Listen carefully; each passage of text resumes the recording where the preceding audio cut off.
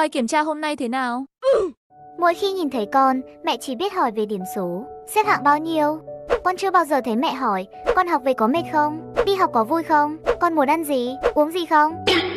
Trong mắt mẹ, chỉ có điểm số của con. Sức khỏe, tinh thần, cảm xúc của con không đáng quan tâm hay sao? Mẹ có biết, có bao nhiêu đứa trẻ vì áp lực thành tích mà mất đi tuổi thơ không? Mẹ hỏi con thi được bao nhiêu điểm phải không? Được, con nói luôn cho mẹ biết. Con được 3 điểm. Con học không giỏi, không có nghĩa là nhân cách con không tốt. Thấy cô nào cũng khen con là một đứa trẻ ngoan hiểu chuyện. Bạn bè ai cũng yêu mến, khen ngợi con. Cá bơi giỏi nhưng không biết leo cây, mèo trèo giỏi nhưng không thể bay lượn, đại bàng là chúa tể bầu trời, nhưng xuống nước cũng là mồi cho cá thôi. Ai cũng có điểm mạnh điểm yếu. Con chỉ là học không giỏi, là không được tôn trọng sao? Thời buổi nào rồi mà mẹ còn lấy thành tích học tập làm thước đo đánh giá con cái nữa? Mẹ hết thương con rồi có phải không?